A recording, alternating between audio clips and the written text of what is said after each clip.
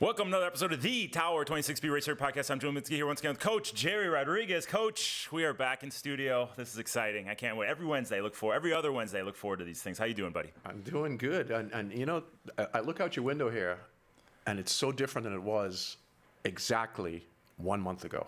Oh, God. With the hills on fire. Oh, yeah. And now it's just torrential rain. Yeah, so you could actually see out this window right here. You could see the plumes of smoke coming over the ridge. The bulldozers were up there knocking down brush. And, now we're raining and looking forward to the mudslides. The natural disasters never stop here in California. That's why we pay all this money to live here. Well, there's an exchange, but boy, it's a beautiful state to live in for sure when things are golden. Yeah, it's that's for sure. You can't complain too much. I go outside my door. You can ride for 4 hours, get 15,000 feet of climbing right here, not see maybe 4 cars. So give and take. And then we got the beach, the ocean swims starting up in May probably with the ocean swims. We're out in the ocean. So there's a lot to be gained from living in this area. You just got to put up with your house burning down every so often. I just looked into the camera here, and I can't believe I missed this, buddy. That's a nice trim you got there. Like this, that's I got good high looking. and tight. So I look like a badass, don't I? Would you say that's a good look? Would you say I look like a badass? Because I'm going to tell you a little story about one of our swimmers. He was on the East Coast. Greg, you know Greg. He's been a member forever, right? He was on the East Coast swimming. He was there visiting family or work. I don't really pay attention when people talk too much. Greg, the former football player. Greg, the swimmer. He's been with us forever. Yes. So we're leaving last names out of it because all of our fans will give him shit for this story. But not really for this story. It's actually a good story. But I forget where I'm going with this story because my mind it's on so much stuff when I talk about. Okay, so Greg, we're getting in our cars after the swim on Saturday. And Greg swam. He's one of the OG Tower 26 athletes. Oh, yeah. Been there forever. He was on the East Coast swimming. Like I said, I don't know what he was doing there. Work, family, He told me something. I don't pay attention unless it's about me. So then we got into the story and it ended up being about me. So I started to pay attention. So he said he was swimming at a pool in New Jersey, and he had his Tower 26 cap on. And a swimmer stopped him, just a random swimmer. He says, "Hey, you're part of Tower 26." And he goes, "Yeah, I swim with them." He didn't say he was one of the founding members. I mean, Greg's been with us forever. He's been the beginning. And he says, yeah. And the swimmer says, "Oh, I started listening to the podcast back in the pandemic. I love the information. I'm addicted to the podcast. But that Jim is a total badass, right?" The guy says, "Jim is my reputation precedes me, Jer." You know, and then there's there's that other side of you that's just a pussycat. Hey, watch what you call me there. I can't get word out that Jim is a total badass. And I thought, Greg, now I saw you before the swim. You swam for me for an hour and a half. Now you're telling me this after the swim. Do you know what this would have done to my persona on deck if he had told me before the swim? It would have been more loud than it already is. Well, I shouldn't have even gone there with the haircut because you know your head's already so. Well, now that we're on live TV, we're on streaming live on YouTube right now. We have these legions of listeners tuning in and seeing our pearly whites week over week over week. You know, you got to make sure it looks good. By the way, nice T-shirt you got on there. This is Peter Brantley. Peter Brantley. This is what I'm doing here on these. Every week I'll wear a different T-shirt by what somebody sends me. Last week I wore Dare to Try. Our coach Danielle in Chicago sent me a Dare to Try T-shirt. I got Peter Brantley sent me this one actually a couple years ago now. He runs I Train in LA. Yes, I Train in LA over here. These are beautiful designs that he did, and I remember having him at our beach workouts handing those out. And by the way, we need to thank Ironman, right? Ironman has really been coming through in the clutch for our athletes who lost so much. What is the count of athletes who've lost houses in the Palisades and Altadena fire? Well, I think it's 34 homes. Several homes have more than one member. Yep. And then there are and those are homes destroyed, like completely rubble. Okay. Yep. And then there are another 20-something homes that are uninhabitable. Yeah. Meaning they may be standing, but they're partially burned. There's too much toxic stuff around. Whatever it is, folks can't get back in. Yeah. I mean, it's a large impact. But Ironman Foundation on the way right now as we're speaking, arriving, I believe tomorrow, the first of 4 crates, then 3 more to come, and 3 more to come of merchandise, whether it's shoes or helmets or glasses or merchandise, Yeah, they're sending eight pallets of goods. They're sending, first pallets are going to be Hoka shoes. Next pallets are going to be Asics outfits, helmets, sunglasses. They're sending 8 pallets of gear and stuff that they have in their expos that they're sending to our athletes who've lost so much. So thank you so much to Ironman and their team over there who's taking care of those athletes. Ironman Foundation, yeah. Thank you. And you set that call up with those two lovely Kemper, ladies. Yeah, Kemper was really helpful. We've been in contact with her pretty much daily, talking about the different shipments and how to get it out to the athletes. So exciting stuff. And we're working with Paul with LA Tri Club, who's helping us out to distribute that from his location in Santa Monica. So we met last week and had a lovely breakfast and set up the location and some dates to get this distributed out to everyone who's lost, everyone in the triathlon community. That's right. But I want to go back to me. So enough about these fire guys. I'm over fire. Do I have enough time on the podcast? So the guy who listens to the podcast who called me a badass, I want that guy to leave a comment on the YouTube video. YouTube is on our Tower 26 channel. I'm sure he's going to watch it. Maybe he's listening to this on the audio version. If you leave a comment on that YouTube video, the badass guy who called me a badass, I'm going to send you one of Coach Gerry's books. Coach Gerry, hold up that book. Triathlon Swimming, Master Open Water Swimming by our very own Gerry Rodriguez right here. I'm going to send you one of those books, and I'm going to sign it. Right, not Gerry. I will sign it. I'll send it to you. So let me know who you are, badass guy. Leave a comment in the YouTube. And that being said, did you see all those comments we had in the YouTube video last week?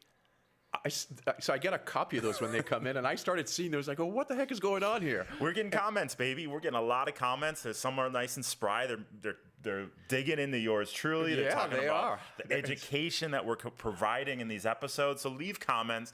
At my expense, you guys can say what you want about me. Tell Coach Gerry what an egghead he is and how smart he is about the knowledge he's conveying. Leave the comments in YouTube, and let's have some fun with them. So thank you. And that badass guy, tell me who you are. I'll send you one of Coach Gerry's books, and I'll have Coach Gerry sign it. I apologize to all of you guys. All I did was ask him about his haircut. It's a 10-minute dissertation on. You know what we do on our 2 p.m. calls? We have our 2 p.m. call with our team every week. The first 10 minutes, we just banter back and forth while everybody logs in. So everybody's logging in, everybody's tuning in. We're warming you up for the main content. So let's get into that. What did we talk about last episode, Jer?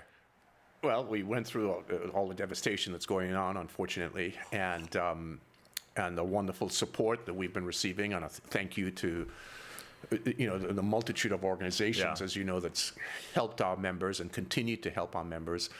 And then the substance of the session, the educational portion, was about sort of training zones, right? A beginning of the discussion of training zones, and also not to get caught up in what pros do. There's this thing that we're all attracted to the best of the best, many of us, right? We want to see the best football players, we want to see the best triathletes, the best runners. And then we tend to look at what they're doing as if that's the holy grail of what we should be doing.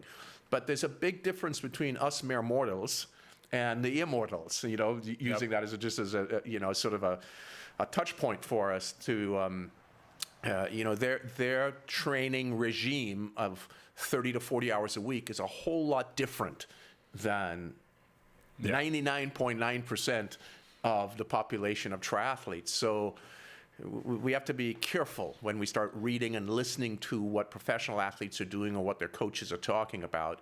And you need to have a filter to distill that information. And that's our job, to help educate and have folks recognize that we'll distill that down for you. And we made that, we got the good feedback off that episode that we made that clear, as people, a lot of athletes don't realize it. They hear, what Gustav and what's his face are doing over here and what this athlete's doing over here. I say, hey, I need to be doing that same stuff.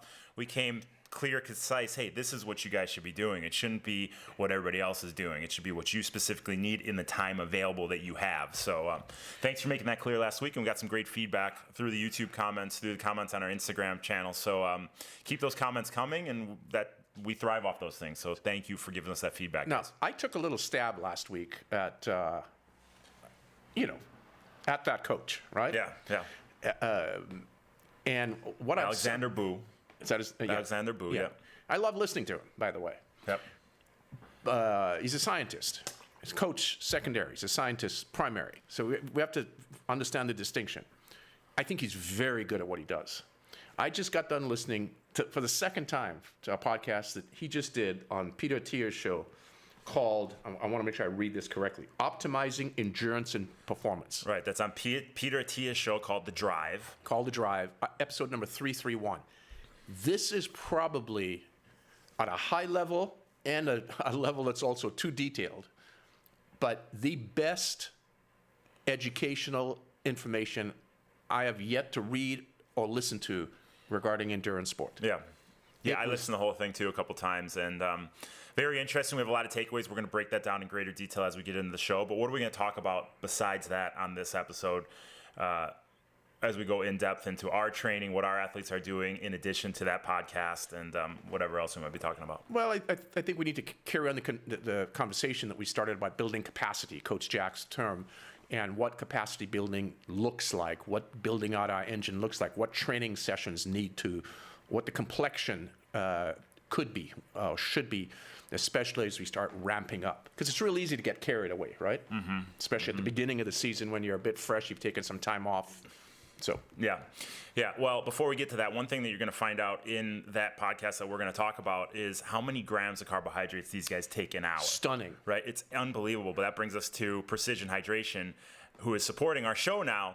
They have a planner that you can go to, and we spoke about this last episode, but they actually gave us a link now that we're going to put in the show notes, a planner that you can click on. You can put what your race date is, what the race is, and your weight, all these different factors that they're going to take into account, and they spit out a number of how many grams of carbohydrates you need an hour, how many milligrams of sodium you need an hour to dive into for your best performance. And I think a lot of athletes who fill this out, I've been giving out over the last week, they fill out, they don't realize how much they actually need. So that's one thing that we're going to talk about that Alexander goes into about his elite athletes is how many grams they need. You can find out how many grams you need by going to precisionhydration.com, fill out that planner, click the link in our show notes, and then you'll actually get 15% off applied to your account by clicking on the planner in our show notes. But if you want to just go to precisionhydration.com, buy anything, fill anything out, you can also enter the code TW2025, and that'll give you 15% off anything you buy there. So there's two ways to do it. TW, like tower. TW2025, that's 15% off. But if you click on the planner link in the show notes, that'll apply the 15% off to your account. And I suggest everybody does that planner. I send it to all of our athletes. And time again, someone writes back and says, God, I didn't realize I needed 90 grams of carbs an hour. I've been taking 20.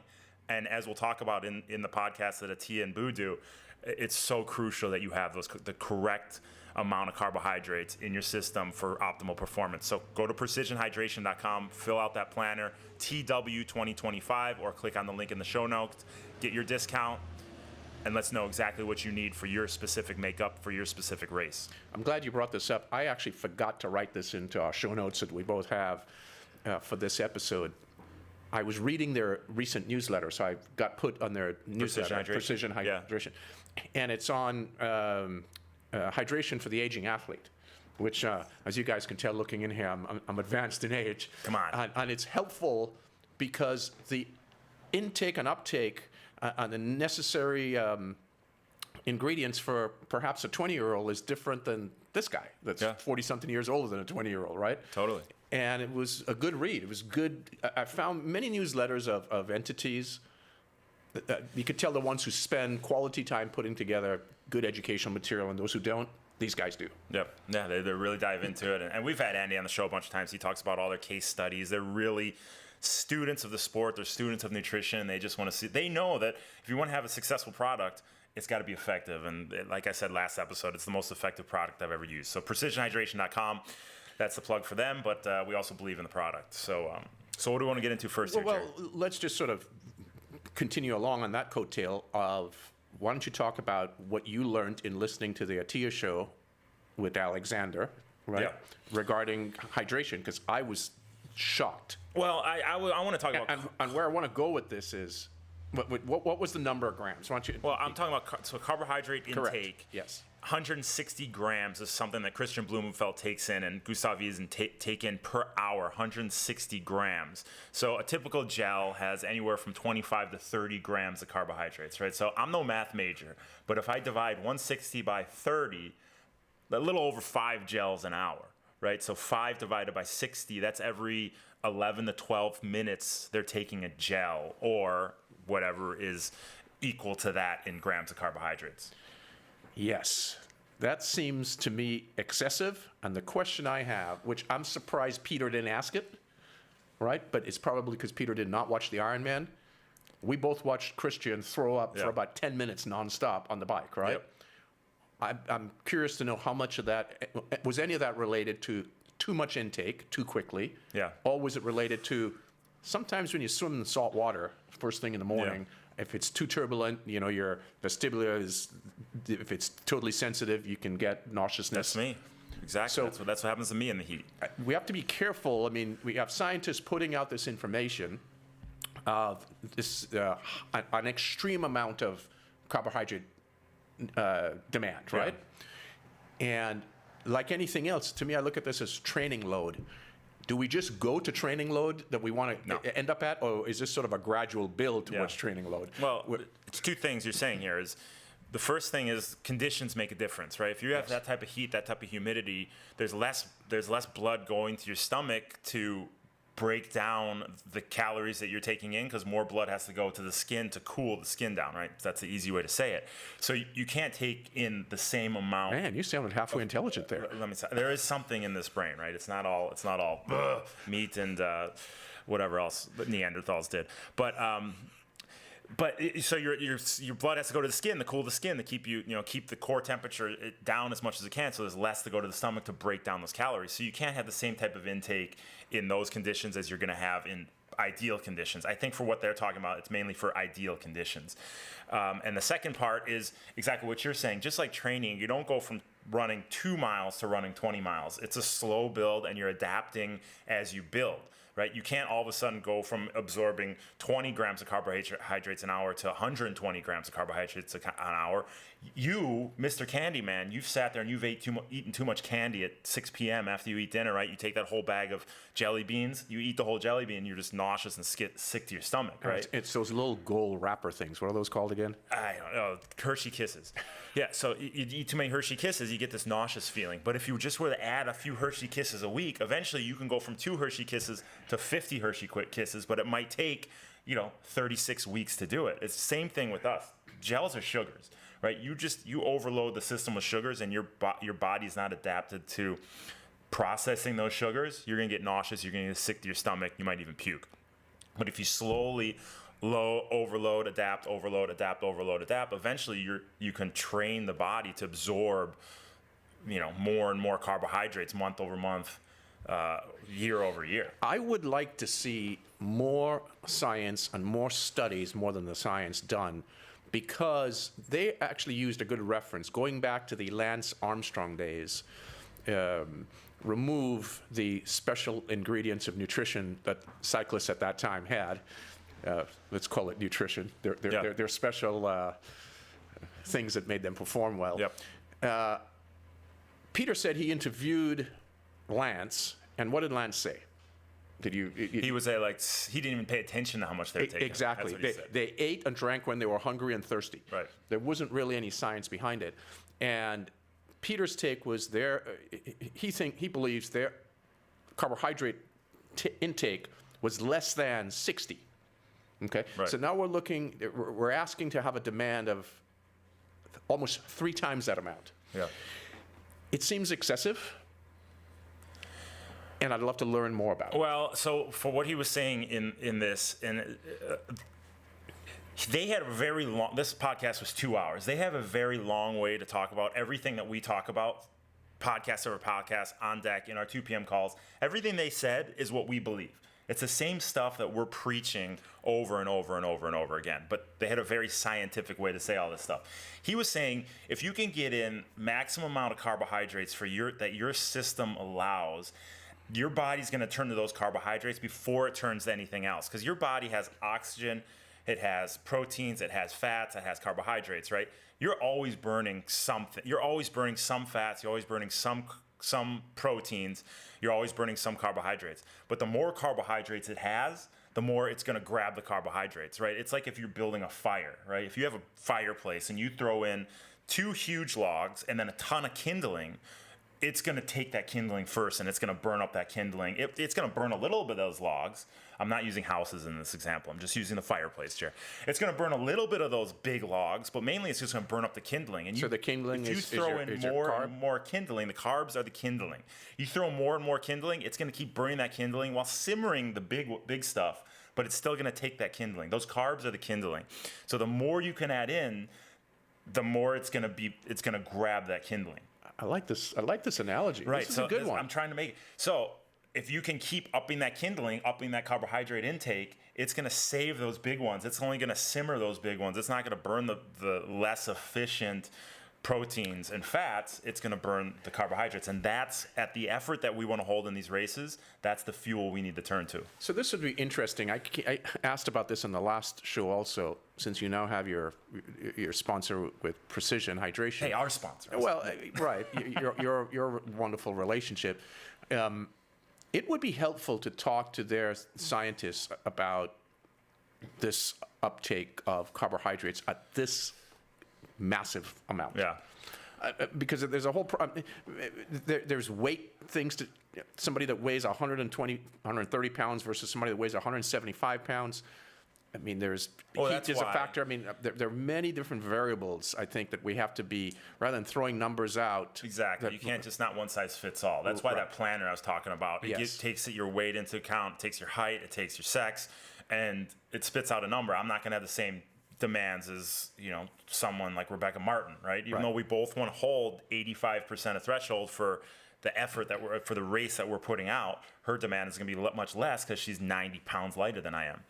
Another thing that Boo was saying, that this big thing that we're hearing now is ketones, right? You hear ketones, ketones. And Attia, who's, he's a scientist, right? He wants to dive into all these different ideas that people are spitting out, all this noise. And Boo said, the more stuff but ultimately, what's the goal of racing, right? It's to go faster. It's to put pressure into the water, into the pedals, into your running stride, so you go faster, to produce propulsion.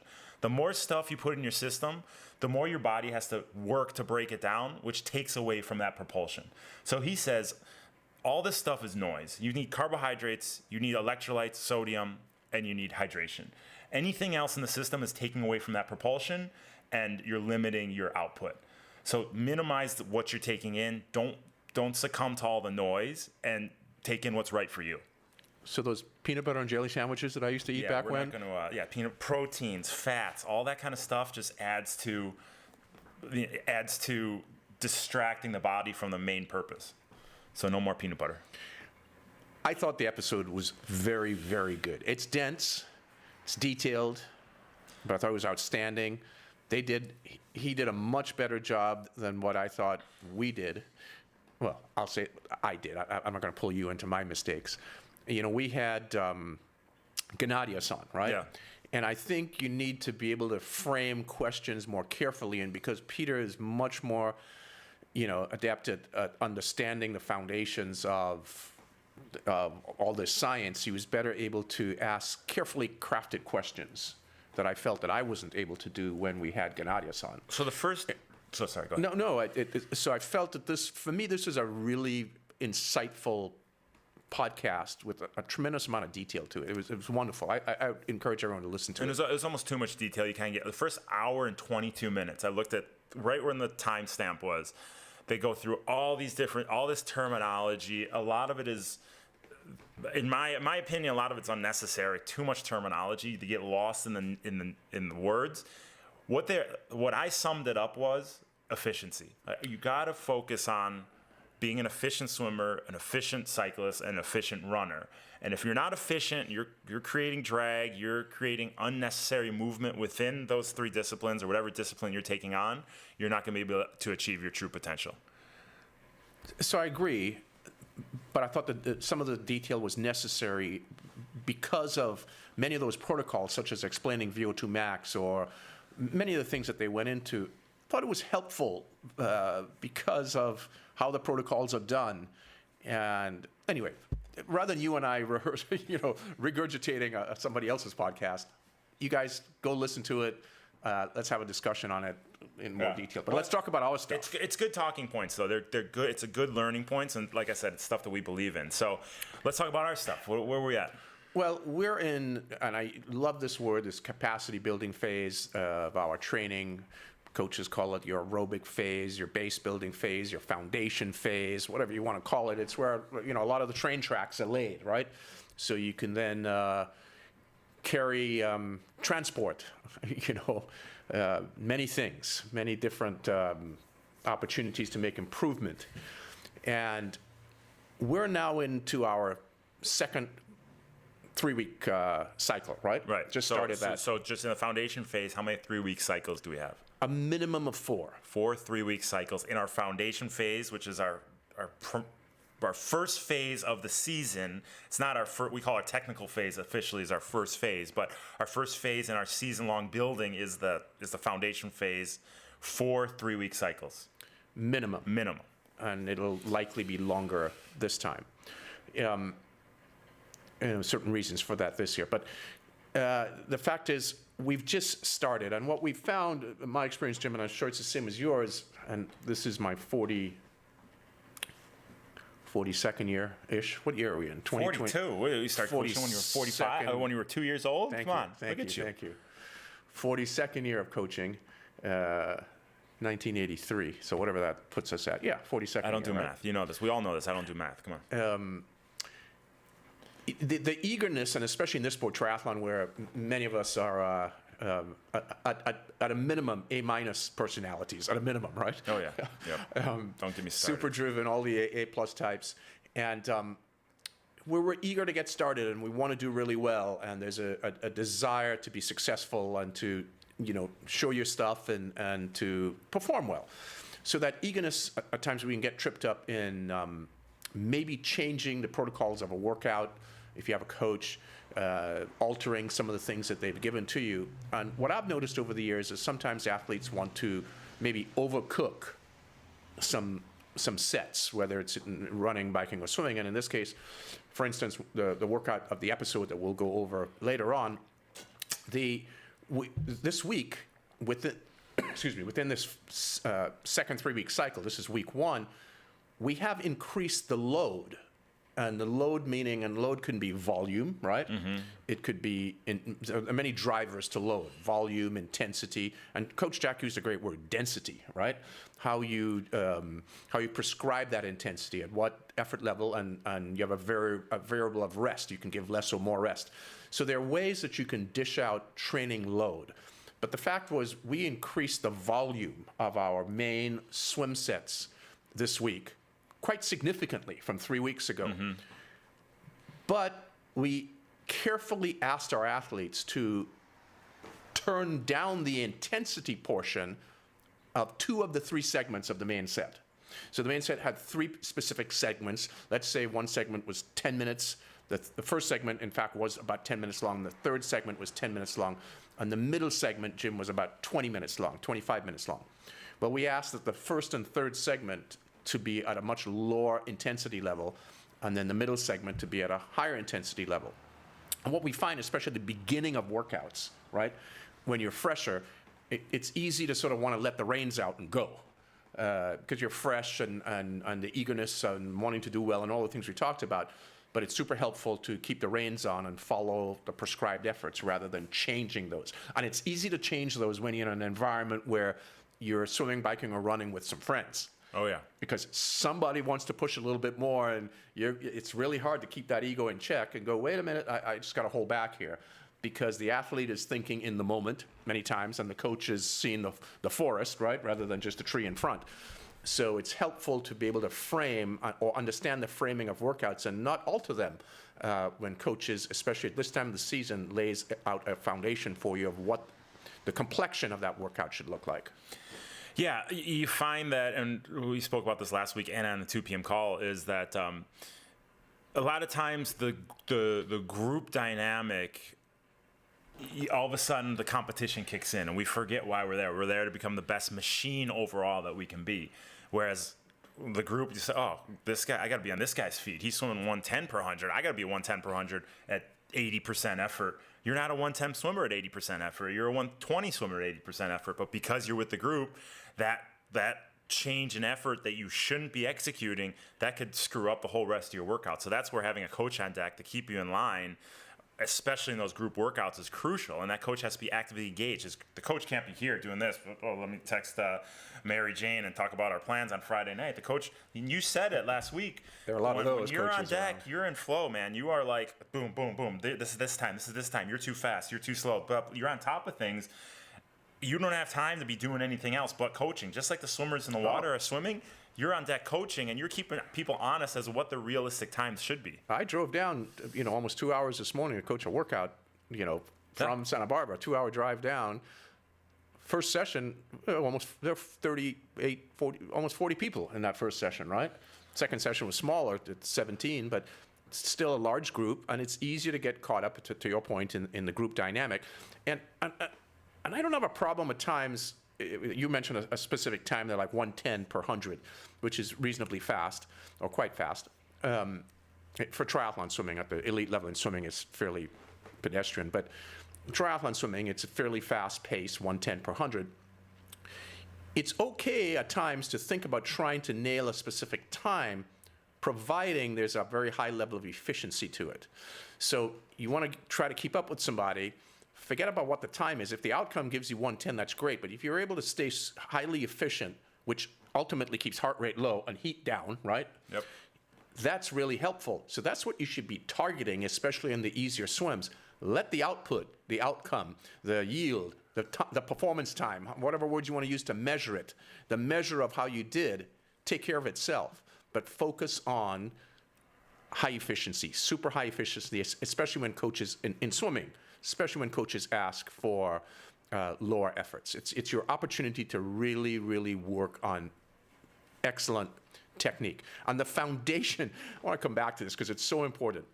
We get this question, Jim. You get this question, I'm sure, every single workout almost. And when you do a lot of, you coach a lot of one-on-one athletes that don't swim with us locally, the question in swimming is always about, what do I got to do with my arm under the water, and where do I generate force, and what should that feel like, and what muscles to engage? It's the last question that should be asked, right? The foundation is tautness. Yep. Proper body tone, body foundation, body structure, the integrity that you hold your frame in the water with your head, butt, and heels touching the surface. You can nail that down, and keeping your body in a really, really tight funnel, you're going to swim plenty fast. Yeah. Okay? Yeah, that's one thing I've been working on with my athlete who lives in Chicago, Robbie Frankel. And his team, we've been working on a lot of tautness, and then on top of that, he's been doing his stretch cords, and I'm on top of him. How many strokes you take per length? How many strokes you take per length? I've been on top of him for years, and he's been dialed in, and now it's just mindful memory that he just counts strokes every length. He did a mile time trial with his team. He swims with the Masters team 2 times a week, and he counted 15 strokes every single length for a mile. 15 strokes, 25-yard pool. That's good. It was amazing. But this is a guy who was 21, 22. Over time, he's brought it down. He's focused on that tautness. From 21 to 22 to 15? To 15 for a mile straight, and he averaged 123 pace for the mile. That's exceptional. Right? So wow. 15 strokes per length. Wow. 123 pace, consistent. He said towards the back quarter he was starting to feel the fatigue, but he kept mindful of that 15 strokes, and boom, 15. But he didn't take one length off. Every single length he was counting those strokes, and that's one thing that you always say is, you want to find if you're efficient or not, count your strokes per length. No, that's one, it's exceptional, and that's a crazy improvement. And we're going to talk, you guys will see pretty soon when we review a couple of our athletes. One athlete, Christian, his coach sent in a video file on him, and then I took a video of him last week, Jim, and we'll see efficiency. He would have easily been a 27 stroke per length guy. I don't know what it was because the video was done in an awkward length pool. And once you see it, you'll realize what I'm talking about. And then the video that I took of him last week, he was 21 strokes a length. And this morning in our session, he had pushed up to 23. We made some changes, and he was at 19 and 20 after. Efficient. But we have to constantly work on that foundation. So during the main set, like we talked about, there are 3 segments to the main set. the easy segment at the beginning, the easy segment at the end, and then sort of the meat in the middle. On that meat in the middle, while everyone's pushing away at it, it's a constant reminder to all of our athletes, head, butt, and heels at the surface. Excellent wall push-offs. Somebody's going, well, what does it really matter? Why does he care how I push off the wall? I don't push off the wall in triathlon. Well, what does that do? Sets the table, sets the tone for the rest of the length. Sets proper body tautness and structure with great push-offs. You get that body nice and long and the frame ready to handle good load and good technique. Sets it up well. So if you start off well, then you can keep your head, butt, and heels at the surface. So you've got to, because once pressure is laid on or load is laid, meaning you're doing a set at a higher effort level, you don't have a ton of rest to it, right? We were doing, in our case this morning, 100s or 75s on a, not necessarily a big rest interval, but not too short, about 20 seconds rest. So it would be a smaller rest interval, but at 85% of maximum heart rate, right? Mm-hmm. So after you do, and we did a lot of those, many, almost 25 minutes of them. So there's fatigue setting in after 7, 8, 9 reps. So when fatigue sets in, here's what happens. The first thing, especially in swimming, happens in other sports, but in swimming it happens first of all sports. Take a look, if you're on video looking at this, posture goes from this, being proud, to the slouch. And it's unnoticed to the athlete when that happens in swimming because your body weight is displaced. So this 200-pound guy, weighs 15 pounds-ish, maybe even less in the water. So you don't really feel when you slouch the posture and go into sort of a soggy body position in swimming. But we can't. We can't let that happen. Yeah. We have to maintain good structural integrity the entire time. So that was the harping over and over and over, especially in the back half of that more intensive segment. Yeah, we see it a lot. We get the opportunity every 25 yards in our pools to reset. So by the time you hit the and it's why I don't enjoy swimming as much in 50-meter Well, that's pools. what I was going to bring up is we see our athletes go to a 50-meter pool, and all of a sudden their times go from maybe, obviously meters, you had, 14 seconds. So they go from where they should be a 145, they're a 130 swimmer in a yard pool, 25 yard. They go to a meter pool, and they do 100, and they're a 2 minutes as opposed to a 145 where they should be. It's because they're not getting that push off, right? They push off, they get halfway down with that good posture, but as they go, all of a sudden good posture, and then they get 25 yards, 25 meters, and they start sinking. They lose it. Did you read my newsletter yesterday? Start depreciating. Did you read the newsletter yesterday? Which one? The one that I sent out for Tower 26. I put a little blurb. The one with my name on it? Yeah, I always put you in there. I put it from you so people will read it, but... So I put a little paragraph, just a little informational paragraph, so they learn something from the newsletter. And I talked about the mid-race, the mid-training. Oh, yes, I read lull, that. That was actually really good. They lose the focus. Maybe you're in mid-effort, you're in a 5-minute effort, you get 2.5 minutes in, and all of a sudden you hit this lull and you lose your edge. You don't have the adrenaline from the start. The finish is far from sight, and you hit this lull and you lose your edge, right? Same thing happens in a marathon. Mile 18 is known as the wall. That's the lull, right? The adrenaline's worn off from the front half. You got a fatigue built. You're still 8 miles from the finish. You hit this lull. You lose your edge. All of a sudden, but you look at that on a micro scale in the pool, 50-meter pool, 25-yard pool even, halfway through the length, you lose that posture. You hit that lull, and all of a sudden you start to... So you have to re-up that engagement and think, I'm hitting a lull. I got to re-engage and get that posture back so I stay on top of the water. Yeah, we had Elle, Elle, you've coached her. Yep. And, Emily. Elle, Emily, even Christian. There were a number of athletes I was calling out while we were doing that main set. And in fact, females can relate to this much better than guys, because of a very well-known woman who's well-known in the sense of, you may not know her name because I can't even recall her name, but she created Spanx, right? Spanx, yeah. And in my day, I'm so old, it was called a girdle back then, what your mom wore, right? But it's now Spanx. And when you're swimming, you need to think of wearing full-on body Spanx, head to toe, that's holding everything in nice and tautly. Not tight, but it's taut. It's firm enough that it's holding everything in, and you're staying really taut at the surface of the water, connected to the top. That's what we want. And once we set these visual images this morning, we were seeing 1, 2, 3, 4 strokes per length. In fact, your buddy, Tanvir. Tanvir, best friend, BFF.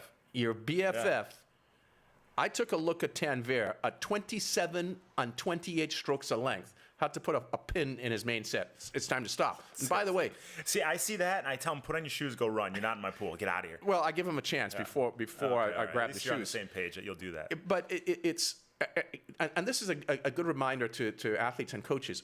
There's a point in a main swim set where you need to put a pin in it if it's not working real well, especially if technique completely falls apart. This coach doesn't see the need to keep going on with the main set, because then all you're doing is programming really bad habits, right? Yep. So Tanvir had creeped up. Remember, we had 40 people in the pool. By the time I paid real close attention and started counting, because earlier on in the main set, that wasn't happening. And I said, you know what? Something's wrong here. So I did a quick count, 27 strokes. I said, all right, maybe I miscounted. Count the next length, 28 strokes. Okay, well, I'm not wrong. Yeah. So I immediately stopped him. And in the middle of that repeat, they were going 100s. And I stopped him. And we did a review of what he needed to work on. Guess what? 21.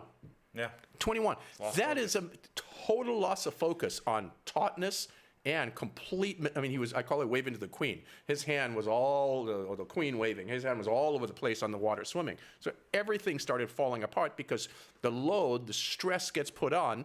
And then when stress gets put on, it's really easy to forget the foundation, and the foundation is always mechanics. Yeah. And you might think, we're not in the technical phase right now. Why are we talking about this? Let's talk more about swimming, volume. But exactly what you said, if we keep layering on the volume and you swim like garbage, or we keep layering on the volume in the bike and you ride like garbage, you're not dialed into technique. If we up the volume in the run and all of a sudden you're compensating, you're moving the wrong way, and you're not dialed into the technique that you're supposed to be dialed into, you're not only going to stop making gains, and you're actually going to probably get slower because all the drag and inefficiency you're creating, you're going to cause an injury. You're going to overuse something that's not meant to be used. And then as we add volume and intensity, you keep doing that, injury pops up, and then you're going to set yourself way back. So that's why we're covering this right now. Garbage in, garbage out. Garbage in, garbage out. At the end of it. So you were talking earlier about precision hydration and their wonderful things that they're doing for you. I don't know why my mind went here, but sponsorship. Since they're sponsoring the podcast, guess who we're sponsoring? Well, we talked about this. I think I told you. Yeah. Zuma Triathlon. The Zuma Triathlon. Zuma Triathlon. It's happening. Do we have the date on that yet? Did they announce the date on that? Yes, I wrote September 14th is the main race, and September 13th is the kids' race. I didn't write in the distances here, but the reason I think it's noteworthy, in fact, I'd love to have, if it's okay with you, to have Bob Babbitt. I'd love to have Bobby on. And maybe invite Michael Epstein on. Are we going to be able to fit four at this table? Well, do we figure it out? Could we do that where they're remotely done? We can do it. Yeah, we can make that work? We can make it work, yeah. Because I think it'd be interesting to sort of go through a little bit of the history of that race, because there's certainly been there's certainly been a couple of bumps along the way in the last few years, right? Let's say bumps, yeah. Or smelt. I think that we were saving the smelt, too, on that one. Well, and the thing is,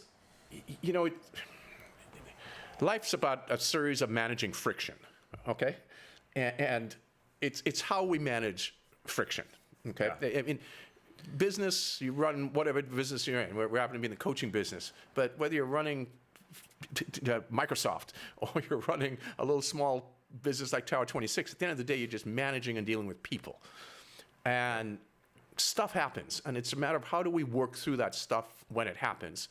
And I had a meeting with Paul Hakamian, the president of the LA Tri Club. Mm-hmm. And we were working through the distribution of how do we get all this merchandise out to, all the athletes in need.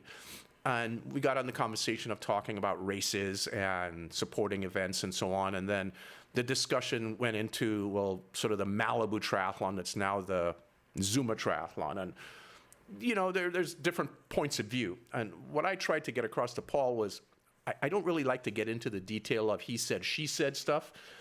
The high level for me, we don't want to see events go away. Right. That's the high level. Events go away if you don't support an event. If Tower 26 says, hey, we're not going to support the Malibu Triathlon, or in this case, the Malibu Triathlon name is trademarked, so it can't be used any longer. So it's now called the Zuma Triathlon, because Zuma is the beach that the triathlon. ZumaBeachTriathlon.com. ZumaBeachTriathlon.com. So So it's just a different name. But if Tower 26 decided not to support that event, that ends up hurting us in the long run. When you get right down to it, right? Yeah. We only have so many events left. Events are sort of going away or reducing. Event directors have a difficult time.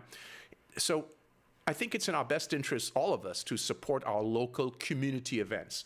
And that event is literally 20 minutes drive from 15 minutes drive from our former Pacific Palisades location. I mean, for us, it's probably one of the only races that you can sleep in your own bed, drive there, be there in plenty of time in transition. And for anyone who's not in town, I mean, to go to Zuma for a race, to go to Zuma Beach, Malibu for a race, I mean, it's probably the most scenic race on the planet. Yeah, so I think it's important for all of us to support that event, the Zuma Triathlon, to support the Legacy Triathlon in Long Beach also, to support our race. I mean, we put a race on in Santa Barbara. Yes, that's an hour and a half drive from LA, but you can still actually do that drive in the morning, and you can sleep in your own bed if you wanted to, right? You just have to wake up at 4 a.m.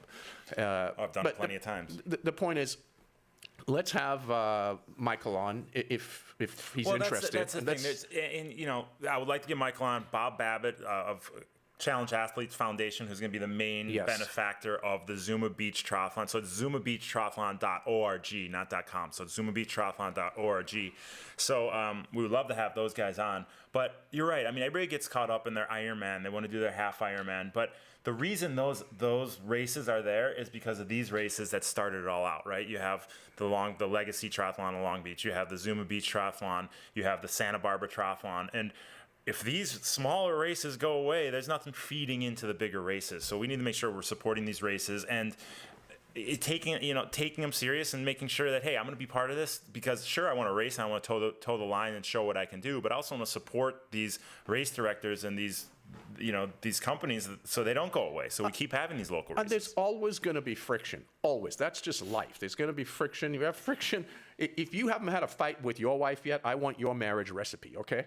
We all have disagreements. It's a matter of how I haven't had a fight with her. She's had a fight with me, but I don't. Yeah, I just Well, it's a matter of how we manage the differences. And then, like anything else, when there's a problem or something sort of blows up, to me, it's the big rock that falls into the pool, falls into the ocean, falls into the lake. The biggest ripple occurs right away, but then over time, the ripples get smaller and smaller until they dissipate, right? Yeah. So it's a matter of how do we want a long-term lens? How do we really want to look at this? And from my perspective, I'd like to support all of these events and help these race directors be successful. So we can all prosper. Well, we all go to races, and we love the whole experience. Yes. We love the community that we're in touch with at the races. Life's too short, Jer. We got to enjoy the opportunities that come up. We got to embrace the fun that can be had at these. Our word of the year is fun, or at least it was until January 7th. But what's it now? Resilience? Perseverance. Perseverance. With a quotation, with a little side note of fun. But we're going to persevere through all the adversity. But have fun at these. Have fun. Embrace these experiences. Enjoy each other's company, and attend these local races because we do not want these things to go away. All right. Well said. Well said. ZumaBeachTriathlon.org. I do want to say, if you can talk a little bit about Kebby and thank her again, please. Yeah, we had our Core took it upon themselves. Kebby and her team over there at Core Clothing, Core Sports, took it upon themselves to have a charity ride that benefited our athletes. They raised over $5,000 for our athletes and a bike shop in Altadena, so they split it between the two benefactors. Is that the right word, benefactors? So they raised over $5,000. We had a ride. It was a few hours, last Saturday morning. So they started the ride. They had a couple of their coaches leading the ride, and then they introduced me. I spoke for about an hour, and I don't know if it's any surprise to you. I kind of took over the airwaves, right? And by the way, I went back and listened to some of our first podcasts. Yeah. I used to talk for 80% of it. Yeah, and then it switched. It's now the other way around. I let you do that. I wanted to grow your confidence, but yeah, I spoke for the first hour. Then Mike Riley came on, the voice of Iron Man. You are an Iron Man, right? He came. I actually sounded like Mike there. He came on. I actually interviewed him for a little bit. I took over the airwaves even longer. I interviewed, and Kebby didn't mind, right? Kebby, the coaches, they were getting their workout in and everything. They were enjoying the conversation. So I interviewed Mike a little bit. We should actually have Mike on. He's an interesting dude. He's a nice guy. Oh, he's a great guy. He has his own. own podcast called Find Your Finish Line. He's getting a lot of nuggets off that podcast, so I had a good conversation with him. But yeah, thanks to Kebby over there. Like I said, Kebby and Reg, her husband, who took on that themselves, raised all that money for our athletes, and really, really inspiring stuff. Also, Jay Weber over there sent us a ton of clothes. Lars Finker from Valkyrie and Valhalla Triathlon Club in Texas. You see all this clothes behind the camera over here. There's a lot of stuff there. Got a lot of stuff here for our athletes, so it keeps coming in, and we just appreciate all the support, guys. So let's get to our video analysis today. Yes. What'd you say? We have 2 videos here, Gerry? We got 2 videos, and this is great, actually. We've got a coach. Okay, you're up there live. Wendy, yeah. You're on. Wendy sent in some footage of herself on one of her athletes who is Christian that we were talking about earlier that is swimming with us. So how about we start with Coach Wendy? Okay, so Wendy sent her video, and we're looking at it on screen. You guys are listening at home. You guys go to YouTube, our Tower 26 YouTube channel. You can see these video examples. And I think you have to watch this stuff. This is where you learn a lot by looking. I heard a lot of athletes say, okay, we'll listen to it. We hear what episode number it is, and we go into YouTube and we watch that episode number. So they align. So this is episode number 127. Go to YouTube, check out 127. You'll see these video examples. So here's a quick little swim by, Wendy going by, side view here. This looks like some older footage that she had from back when. And Wendy, by the way, is Jim, this is an awesome athlete. Yeah. I mean, this is a former Kona age group winner. Wow. Sub 10 hour Ironman athlete.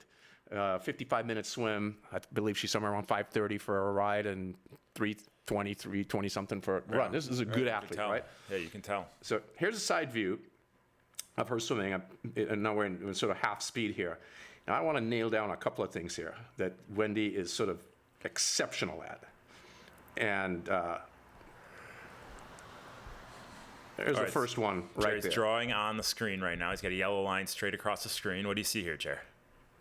What are you seeing there? I see head, butt, cheeks, heels at the surface. At the The surface. first thing I noticed when I saw her swim across is how great her posture, how great her tautness was as she swam across the screen. Unbelievable. I mean, this is the foundation, and she nails the foundation. I mean, totally body. Look at the heels. Look at that kick. Narrow kick. That's as wide as she gets right there. Look at the breadth of the kick. It's tight. Yeah. Nothing too wide, real small. Good flexibility in the ankles. Yep. See those ankles moving nice and fluid. Yep. So good tautness. Good tautness, really nice. Right? Okay, so remember that. We're going to give her when that score comes around. Now, here's where we're going to see some. Now, from, by the way, a side view, you're not able to give much on alignment because you can't see from a head-on direction. So we'll leave alignment for later. Now, let's get into propulsion. Arm going down, arm going down, arm going down, arm going down. Arm going down is still almost no bend in the arm. So the catch, or in our case, we use the word setup, is late, right? And then, Jim, right there. Do you see it? Yep. I see it. Right? That's the bend at the wrist. That is the no-no under propulsion, the wrist bend.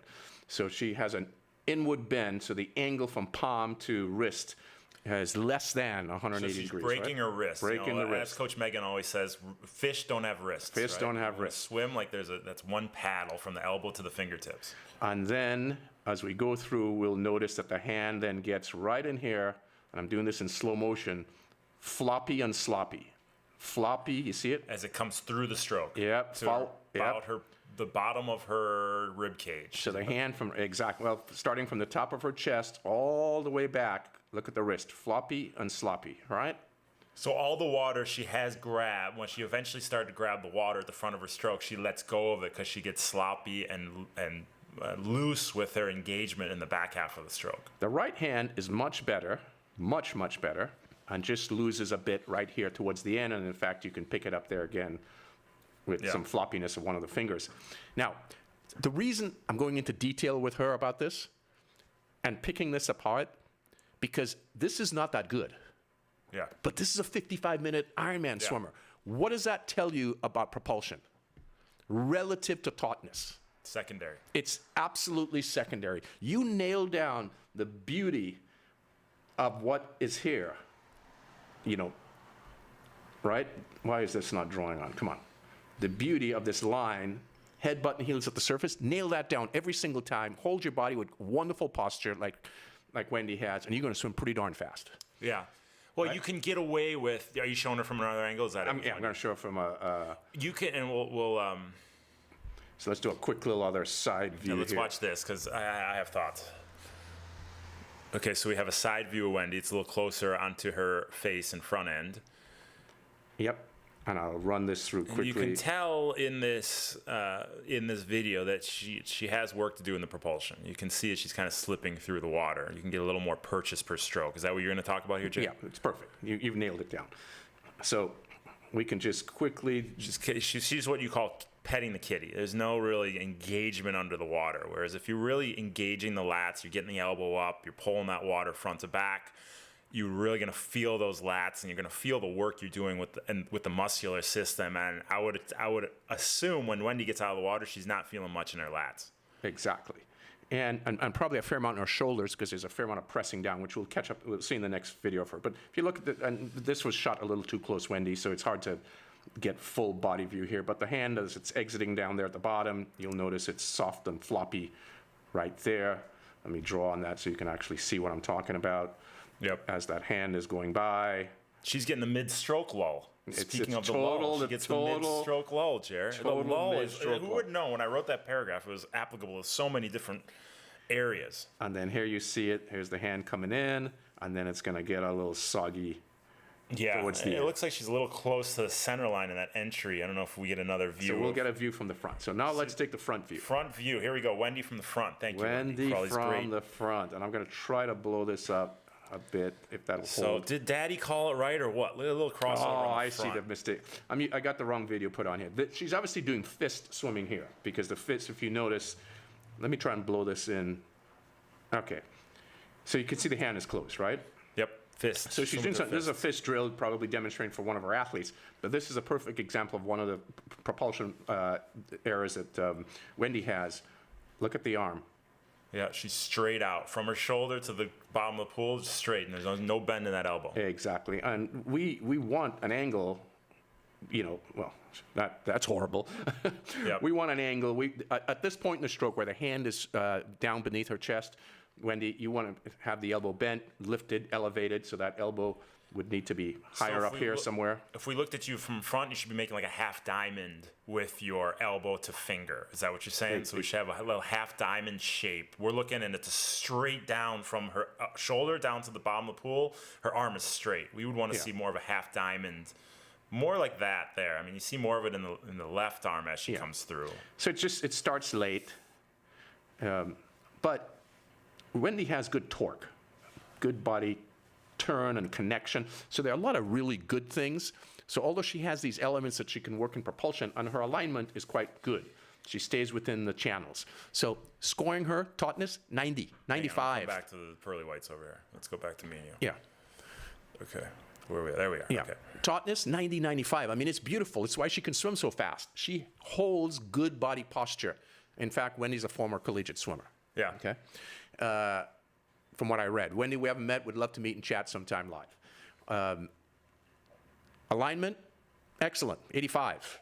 Probably a few little things that could be improved there. Propulsion, I'm going to give a low score in propulsion, but Wendy, because of her ability level on her foundation in swimming, will be able to increase that score 30% in a short period of time. I'm going to give her a 65. Yeah. Well, we spoke about this on 2 p.m. call last week. Is if you have that, if you're on top of the water here and your pull or your setup and your propulsive phase isn't optimal, you can get away with a little of that compensation, a little of that inefficiency because you're so high in the water. You're much more hydrodynamic. But if you're down here and you're swimming without that type, then all of a sudden you have to work to get the elbow up and then come back to bring the water front to back. It's just you're adding a ton more movement plus pulling against all that drag. So that's why it's important in our technical phase that we work and we master that tautness. If we haven't beat the dead horse by now, we're still beating that tautness first, because you can get away with a little of that inefficiencies in the propulsive phase like Wendy's doing by making up for it with the tautness and the hydrodynamics that you're creating from being on top of the water. At the end of the day, the foundation of swimming well is reduction of, and one of our members said it last week, reduction of friction. It's reduction of drag. you have this big frontal, area that you're trying to get through a dense medium. So we have to minimize as much as possible the resistance. I'm not gonna bring on Ryan Singer because I ripped him on enough last week on our 2 p.m. call. But we bring on Ryan Singer's video next week, and you're gonna see drag. That's the most amount of drag I've ever seen from a swimmer. All in right, an let's take a underwater look video. at Christian here. Okay, here we go. Christian. So Here's Christian is Wendy's athlete and joined us. She had him join us. And this is Christian beginning. This is Christian version 1.0. Christian. So Christian is swimming across, looks like a backyard pool. It's a pretty long backyard pool, but that is, let's just say what would you call that in Trinidad, Jay? I think you guys have a name for that. We call that river swimming. We call that river. We call that, that's a guy who doesn't have the access to pools, and you learn to swim in the river that comes down from the hills to the ocean. And, Are you calling Christian Tarzan? You calling this guy Tarzan? You know what? That's a very positive way of looking at it. So, but you know what? I'm going to pause this here. Guess what? Christian freaking looks like Tarzan. The guy's built. Okay. He is jacked. He could be a TV model. All right. Well, Yeah, so it makes up for his river swimming in his looks. Let's do a quick little thing here on Christian since we just picked on him, but we're kind of nice to him. So here's that beautiful head lift, right? But that's just the first thing you pick up. I mean, that head so high out of the water, he may as well have a water polo ball in front of him. That's what I was about to say. He looks like he's a water polo player. Exactly. So head way, way, way too high. Clear that up. Okay, so he's got a high head. Super high head. So when your head's high, your body is like a teeter-totter, right? The head's high, I can imagine his hips are super low. Well, we can't even see them in this image. And this is a head-on. We can't see the hips and we can't see the feet because they are probably 1 to 2 feet beneath the surface of the water. And then from a front-on view, the only things you can really look at is for alignment, right? And if you look for Christian, where does the arm go? Can't tell from that too much. He has a very glare. wide stroke. Looks like he's kind of paddling a surfboard. It's so wide. Exactly. So there's the hand. Let's draw a line here. Here's his shoulder. Here's his other shoulder. Outside his shoulder line. And exactly. So that hand is way out here, so it's too far out. He needs to be traveling anywhere in here, swimming between the two shoulders to Where's stay Christian from? in good alignment. Where does he live? Believe it or not, I forgot to ask Christian this. Yeah. He's from Pacific Palisades. I was say, this guy's a surfer. You could tell he's a surfer. Yeah. The way he swims, you could tell he's on a surfboard before. Yeah. So this is beginning Christian. So right? how long ago was this taken, this video? I think this is 2023. Oh, okay, so we got some time. And All right. then in 2 years. Yeah. And then here's the same pool, Jim. This is a good one. You're going to like this one. New video, Christian. Who is this guy? Same pool. I mean, look at this, right? Yeah, look at that. I mean, you're right. This guy is Tarzan. Yeah, look at that. Rippled back.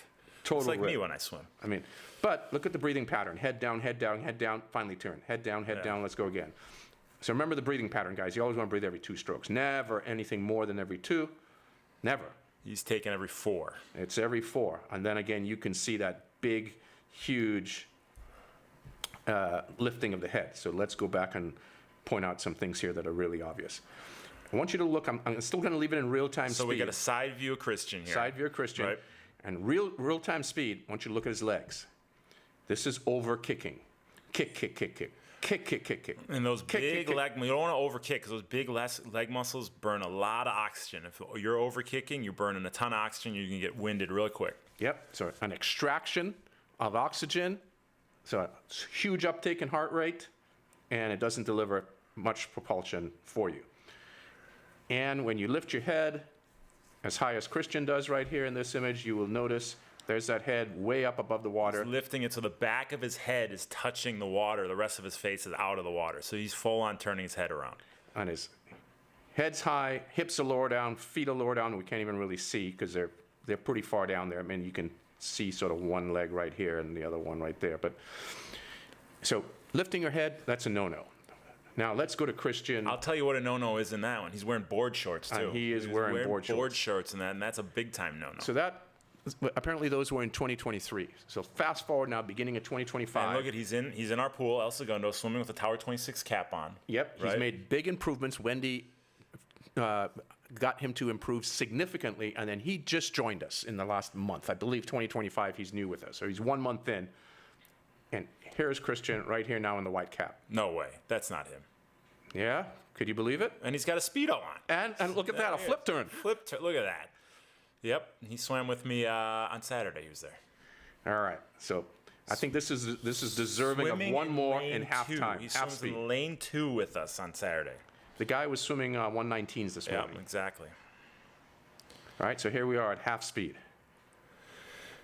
Yep, and he's So probably this is- taken, 18, 19 strokes of length now? Yep. So let's deconstruct this for just a second. Head position. What do you say, Jim? Good. Good, Right. right? Just slight turn, back to center. And here's the beauty. breath. And here's the beauty of that head position right here.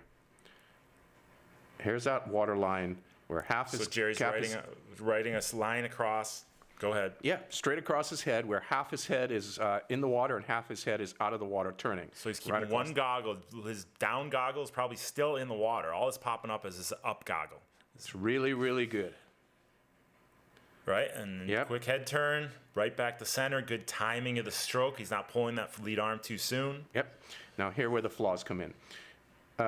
Christian rotates too much to breathe. He turns too much, and if you notice here, he is straight, almost. This is almost 180-degree angled up to turn. When you turn up that much to breathe, something happens in the back end of your stroke, and it's called a splaying of your legs. In his case, And if this you is a notice, huge problem with adult onset swimmers, that leg splay, all right, right? see them back there? So why is that? Why, when you turn too much, why do you splay those legs? So there was a foundation of swimming many years ago where you were taught to rotate a lot. Now, whether you learnt that foundation or you find yourself just being a rotator a lot, and the reason people rotate a lot is to get air. They just think, I Yeah. got to get more air. So you turn a lot, and that typically comes from somebody like Christian who is not used to breathing every 2 strokes. He used to breathe every 4 strokes, right? So people who don't breathe every 2 strokes, they typically turn and take huge uploads of air because you have to hold it for 100% more time. So you spend more time on your side, so you turn up onto your side. The body thinks it's falling over. Yep. And you spread your legs out. Just like if you're going to fall off your bike, the first thing you do is you unclip, or if you're in toe clips, you pull your foot out and you try and stick your other foot out to the side to counterweight, right? Yeah. So all this is counterweighting that's going on here. So we need Christian to rotate less. Rotate less. Think about keeping the feet together so that it's not kicking out to try to catch that fall. Yeah. And the foundation that we saw with Wendy is what Christian has to work on, which is tautness. He's still a little soggy, he's still a little soft in body structure. And you'll see the body is moving around here. There's a lot of, see the wiggling taking place all around, Yep. right? Okay. So what do you say for propulsion? How's he looking for propulsion? So he's pretty decent. He's pretty decent. So on tautness, we're going to give him a 65. On alignment, we're going to give him a 75. And on propulsion, we're going to give him a 80. Yeah, I made a lot of gains in a relatively short amount of time. Like I said, he was in lane 2 yesterday, and I put him on a pretty quick interval last Saturday, and he was hanging in there, surviving. So, really good stuff. But he's mindfully swimming, right? He's applying everything that. Could you back up we to gotta just go this? back. Yeah, Okay, hold on. Coach Gerry saw something. He wants to Yeah. pick on Christian more. Well, Here we go. it's a better view to see. So here's the breathing. Here's the rotation all the way up. Here's where you can see that hip turned all the way up, that shoulder all the way up. He's completely onto his side, and the outcome of that is this wide leg that kicks out here for the counterweight, right? Now remember, all we're trying to do, guys, is reduce friction, reduce spatial volume. And this is an increase in spatial volume, taking up volume in the water. And there's the lack of tautness right there. You just sort of see this sort of soggy, twisted Yeah. body. You see it there, Yeah, his right, body Jim? is in a straight line from front to back. He's showing you're kinked at he's kinked at the hips. So we need to create more of like a torpedo-like shape as opposed to Exactly. the eel-like shape. So some work to do there. Did we give the scores already? Sorry, I was Yep, on 65, 75, 85. Okay, so good stuff there, Christian. Thanks for sending that in. Remember, Gerry, Gerry, at tower26.com. Keep sending those videos, guys. We're getting a ton of them. Thank you for partaking. And Gerry at tower26.com. We'll break down a couple more in the next episode. You don't get Christian just started, and a year and a half ago, he's a young guy, but he's already swimming 119s in workouts for hundreds. Yeah. It's exceptional. Well, some people Wendy's might say, done a good hey, job. how do you breathe without rotating so much? I have to get my head out of the. And one thing that we've been talking about a lot on our 2 p.m. calls, like maybe we can kick Coach Jack on to break this down for one of these episodes soon, is scapular mobility, right? How's yes. that upper back move, that arm, so you don't have to rotate the whole body to get the breath.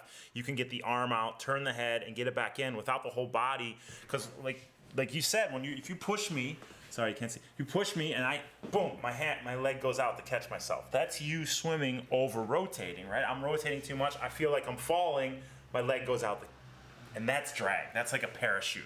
So we want to keep that nice and tight. Small head turn. Think about the mobility of the upper back, but that's a discussion for a different time. So I want to thank Coach Wendy, because here is a good swimmer, collegiate background. In fact, I think scholarship athlete in college, right? Yep. Goes on to win her age group an Ironman. Has been coaching for a lot of years, and referred us an athlete to join us. That's a coach that has confidence, right? So many coaches, I don't want you swimming with this other group. They want to control all the variables for the athlete, and they don't have a swim background, okay? They don't have a swimming background, and swimming is the most technical and the most difficult of the three sports, but you don't want the coach, the athlete, to go with somebody this is their area of expertise. Or you say, you know what, I'll let you swim with them, but you got to do 2 or 3 of my workouts. Yeah. While you haven't improved in 2 or 3 years, but you still got to do my workouts. Let me tell you, Gerry, ego is a big thing in this sport. So thank you, Wendy, for checking that and making sure that you're giving the best advice and information to the athlete that you can. So thank you, Wendy, and keep sending your athletes. We should have Wendy on. That'd be fun. We should have Wendy figure out the virtual thing, and we could do that. But I like this in-person thing. Gerry, we're going to talk about next episode. What's coming up? Want me to do the quick workout here? Workout of the episode. We got to run through that. I forgot. Run through that quickly. We got so much stuff going on. All right, workout of the episode. Go to coaching.tower26.com, and Gerry will talk about that quickly. Gerry, what's the workout of the episode today? So it's a workout we were talking about earlier, so we don't have to spend too much time on it. As you'll notice at the top left of the screen here, you will see there's a little button here, a little blue arrow at the top. And that's the audio file for this workout, which happens to be 7 minutes long. It's usually about 4 or 5 minutes, but I wanted a little more detailed explanation, Jim, like we went through, on how important it is to actually swim at the prescribed efforts. So there's an audio to listen to, some general description of the workout, and then here's the workout itself with a number of videos that show you and demonstrate what we want done. Right. So we'll collapse that down so we just get the summary version of the workout. Let's skip the warm-up portion and just go into the main set. And the main set here, as you can tell, now this is for level 1. This is for our faster athletes. This is scaled for levels 2, 3, and 4.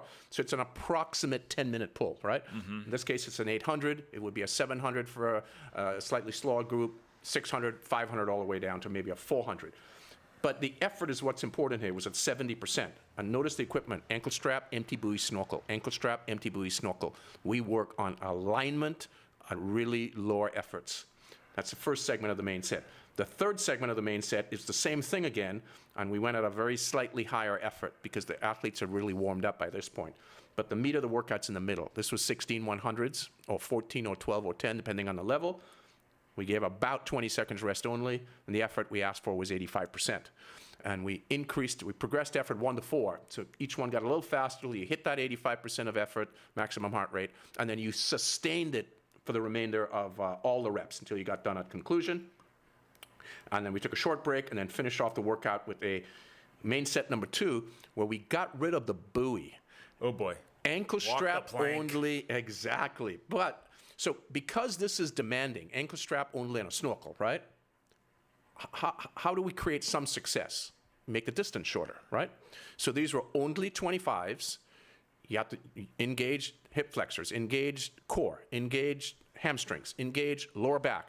Make sure you're holding your heels up to the surface while we did these 25s with good rest but higher octane. Because you need a faster cadence here, because you cannot have any dead spots. If you have any dead propulsive spots in swimming, this is where it shows up, right?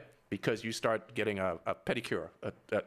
Pedicure from the bottom of the pool. Yeah, the toenails start. Feet. Yeah, exactly. Well, but what I like you did here is you added 1225 swimming after the 1225s with no buoy and ankle strap, so you could really ingrain what you felt into your regular swim stroke. Is that why you did it? Yeah, absolutely. Well done. But let's talk quickly about the 16. That's a lot of 100s. Someone might look at that 16 100s and say, how do I do 16 100? I can, I'm going to lose my mind doing 16. How do you approach that? But think of that in terms of duration of time. Don't think of the quantity. So it's 16 for your elite athletes, 14, 12, 10. This is only a 20-minute set, 22 minutes. This is not that segment of intensity. was up to 20 or 22 minutes. So you grind away, you get to 85%. And some of us may not know exactly where 85% is yet, or if you can sustain it for 20 minutes, right? But the only way to know is to start trying. And that's why we do these in multiple cycles. So we'll come back and repeat something like this again and again and again to map the progress. And I think what you said, you hit it on the head, is don't think of it as a quantity. Think of it as just one at a time, knock one out, move on to the next, focus on the next. You're going to hit that mid-workout lull, right? You're going to hit 8, 9, say, oh my God, I've done 8, 9, I have 8, 7, 8 left. I can't get through this. Take it one at a time, focus on that same present, focus on the process, eventually get through your number of 100s and beyond to the next set. But don't look at it as one big chunk. Look at it as one at a time and get the most out of each individual effort. So go to coaching.tower26.com, follow the details of the workout, and you, just like Christian, can get, a ton better in a relatively short amount of time if you focus on the specifics. And we want to make sure that these are quick little 5-minute reviews, right? Know, this is just a small little quick Cliff Notes summary of the problem. Coach Jack does these in detail. It's an hour and a half review. It's all the details that go with it. It's the drill, because we're just pointing out what the problems are. Then you got to know how to fix them, right? Right. So Coach Jack goes through how to fix so we have that. A full-on swim video analysis available, done by Coach Jack, the swim surgeon who's been on plenty of these episodes. We definitely need him on one. So if you want to be put in touch with Coach Jack, go to contact@tower26.com and get the full-on protocol for the videos as they come in, have the call with Jack, figure out the next steps that you specifically need to take to become a better swimmer. So contact@tower26.com. We'll put you in touch with Coach Jack. Now we'll get to what are we going to talk about next episode, Gerry? I think we should let's ask. Let's see if we can get Bob Babbitt, if he's interested, to come on the show. Yeah, well, I've been on Breakfast with Bob before, his podcast, so the least he can do is return the favor, because I'm sure when I was on, it's his most listened to podcast. So the least he can do is return the favor and come on our podcast while we hawk his Challenge Athletes Foundation being the main benefactor for the Malibu Beach Triathlon. So let's try and get Bobby on. I'll talk to him. On Epstein for the Zuma. Yeah, well, maybe we'll get Epstein. I'll see. I'll talk to Epstein. We're gonna have to talk to my wife, because if I have Epstein on and I don't have my wife on, whose race comes before Epstein's, I might get in trouble. Do you have an extra bedroom here? Yeah, I do actually have one. It's been offered a few times. We return the favor, buddy. I'm gonna stay with you when we get in a fight on this end. You come stay with me on that end. So we don't have to keep the wives happy because we have each other's houses to go to. That's what I'm saying. It's our way or the highway, and we take the highway when we're not right. All right, Gerry. We'll look forward to that. Awfully lonely highway sometimes. That is a very lonely highway, but we got each other. So, hey, Gerry, it's been a good, informative one. I always like these live things. Let's make sure we keep doing this. Remember, keep the YouTube comments coming.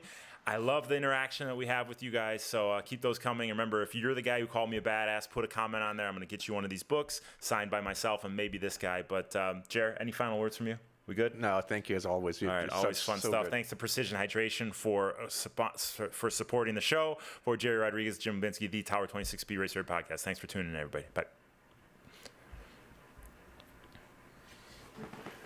All right. Make sure we're good here.